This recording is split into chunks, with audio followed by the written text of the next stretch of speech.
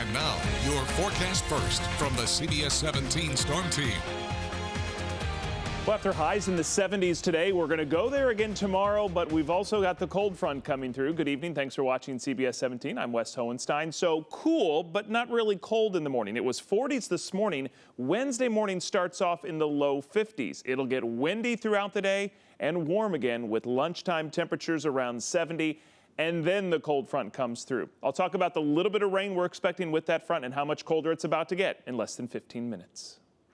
Now, breaking news from CBS 17 News. We, the jury, in the above entitled matter as to count 1, unintentional second-degree murder while committing a felony, find the defendant guilty. Guilty on all counts. Former police officer Derek Chauvin convicted of killing George Floyd. Moments later, the judge revoked his bail and he was led away in handcuffs. He is now facing decades behind bars. Thanks for joining us, everyone. I'm Rod Carter. Angela has the night off. The city of Minneapolis and the entire nation really had been on the edge waiting for this verdict. And when it came, people who had gathered outside the courthouse cheered in relief. But they say that this is just a start.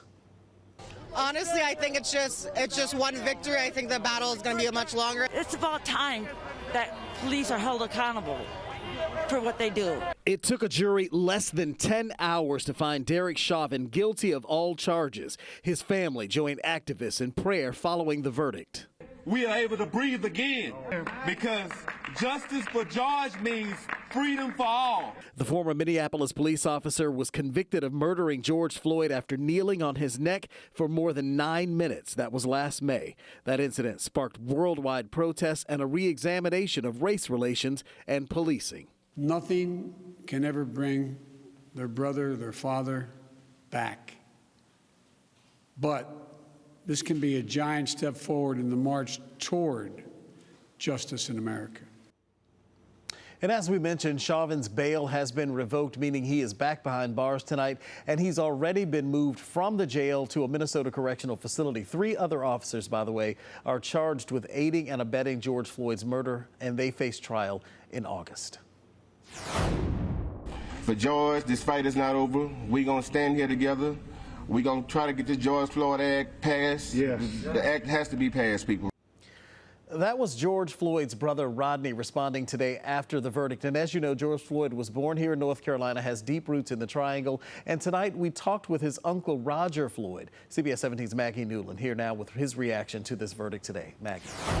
Rod, I asked Roger Floyd if, nearly a year ago when his nephew was killed, if he really thought a police officer would be convicted of murder. He said at the time he honestly didn't. He believes today's verdict is a sign of change.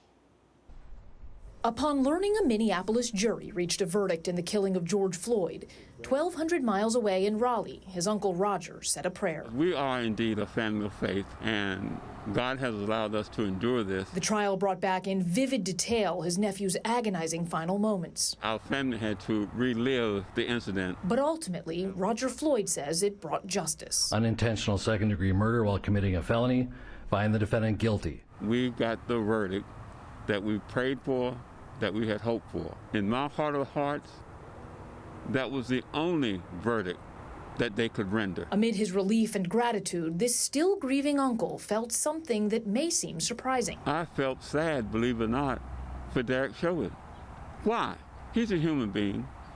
He just made an egregious mistake, but he has a family as well. The impact of this verdict reaches far beyond Minneapolis or North Carolina. Something happened today, something that's going to create a significant change going forward. A change that started the day George Floyd was murdered. May 25th, 2020 is when the world really was awakening about what was happening right in front of them. Now, nearly a year later, Roger Floyd says the verdict is only the beginning. We want to give back to society. We have established the George Floyd Memorial Center. The goal, fighting injustice and racism by helping people who need it. We'll never start pushing forward because we got some work to do, a lot of work to do. All in the name of his nephew. The George Floyd Memorial Center is focused on scholarships as well as leadership, technology, and career training. They're also asking people to commemorate May 25th, the anniversary of George Floyd's death, by standing up for equality and justice. If you'd like to learn more about the George Floyd Center, we will have a link on our website, cbs17.com. All right, Maggie, thank you. And while Minneapolis and cities across the nation brace for protest after the verdict, here at home things remain peaceful. New at 11, CBS 17's Amy Cutler live in downtown Raleigh. And Amy, things tonight very different than the protests we saw right after George Floyd's death a year ago. Yeah, very different, Rod. Police and businesses, though, tell me that they were ready. Many businesses here in downtown are still boarded up from those protests in May, but they tell me this verdict gives them hope. The jury did its job. Gerald Givens Jr., the president of the Raleigh Apex NAACP, has been on the front lines fighting for racial justice for nearly 30 years. We have the opportunity to create a foundation to start having much better conversations about reforming the police in our country. Mayor Marianne Baldwin tells me she welcomes those conversations. We've got to look at policing in a new way. We've got to ensure that we enact criminal justice reforms. It comes as Raleigh is choosing a new police chief. The city now conducting a survey, asking people to weigh in on what they'd like to see in a new chief. We've had over 1,000 people respond so far. I also wondered what members of law enforcement made of the verdict. I reached out to former Wake County Sheriff Donnie Harrison for insight. I believe in the criminal justice system. I've heard a lot about recruiting getting harder, morale issues within law enforcement now. What do you think this might mean for the future of law enforcement?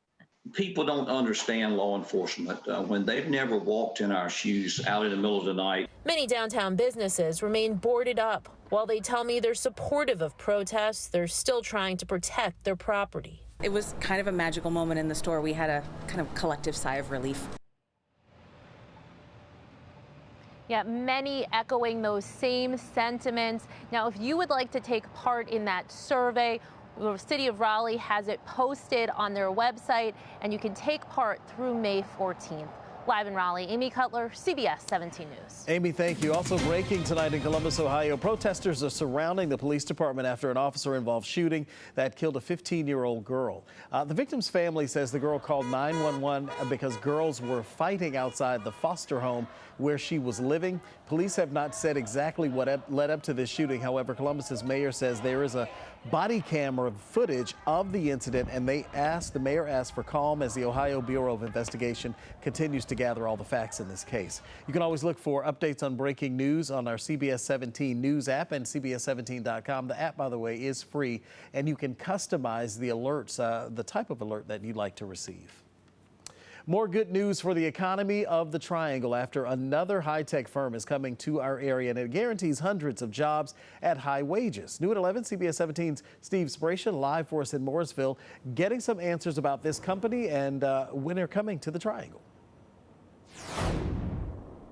Rod, when this mall shut down 3 years ago, it was nothing more than a collection of vacant buildings. But as this construction equipment shows, the mall's now being repurposed after a number of failed attempts to put something or anything on this site.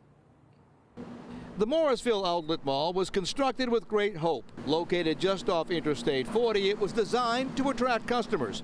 It failed. It was very, very disappointing, Steve. I mean, there was so much hope built up over time. Since 2019, they've been trying to find a use for the site, and nothing came to fruition until Invitae Corporation decided this was perfect for them. The San Francisco-based company does medical-grade genetic testing. Using a saliva sample, they'll analyze a person's genes to see if there are things that could lead to disease. The company says this site is perfect for an East Coast headquarters. With over 370 positions paying at least $92,000 a year, they join many other life science firms in the area. We're on the map as the #1 destination for life sciences and pharmaceutical companies. The town says when a company like this moves in, they have to help make infrastructure to support it. We can partner creatively with developers, and when people go through our process, they're going to have to make the infrastructure investments so we can make those investments to address the issues of schools and traffic. Now, the company hopes to occupy this site by early 2022. In the meantime, it's going to get about 12 years of state tax breaks as a result of North Carolina offering incentives to get them to move to this area. Reporting live from Morrisville, I'm Steve Sprazier, CBS 17 News. Ron, back to you. Steve, thank you very much. We appreciate it. A bill that would block certain medical procedures from being done on transgender children and teenagers will not become law. A spokesperson for Senate Leader Phil Berger says that lawmakers will not vote on the bill. That measure was put forward by 3 Republicans earlier this month. It would have kept doctors from providing gender-confirming hormone treatment, puberty blockers, or surgery to anyone under the age of 21. New at 11, the Wake County School Board approved next fall's virtual academy program. The district says that there will be a virtual option for most students in pre-K through 12th grade. However, they do say that the virtual learning is discouraged in the younger grades. Registration opens up on Thursday and it runs through the 2nd of May. And some schools, such as early colleges and alternative schools and some special ed programs, will not offer this virtual option. And we are getting a better idea of what summer school is going to look like, many of the programs this summer. And lawmakers passed a bill designed to help students who fell behind during remote learning. School districts will be required to offer 30 days of 150 hours of in-person instruction. The program has to include a period of physical activity, meal and transportation services, and at least one enrichment activity like art or music for K through 8 students. The idea is that this would hopefully allow many of the children to be promoted, but it does anticipate that it is addressed to the children who are likely to be retained in the first place. Districts will reach out to parents or guardians to see of students who meet the requirements of that program, I should say. Now, it isn't up to them to decide if their child is going to attend. Singer-songwriter John Legend is going to deliver the commencement address at Duke University. The school will also award him an honorary degree. On Monday, NC State announced that the former Wolfpack and current NFL quarterback Russell Wilson is going to serve as its commencement speaker. And doctors Anthony Fauci and Kizzy Corbett will deliver the address at UNC Chapel Hill. A story that will make you think twice every time you step inside the shower and close that glass shower door. Why some of those doors are exploding, and it really is not all that uncommon. And our cold front's still on track tomorrow. And if you're getting ready to dread the cold weather or complain about it, listen, it could be worse because they've got cold and snow in the Midwest. No snow here, but you're going to need a coat later this week. I'll tell you how low those temperatures are going to go in less than 10 minutes.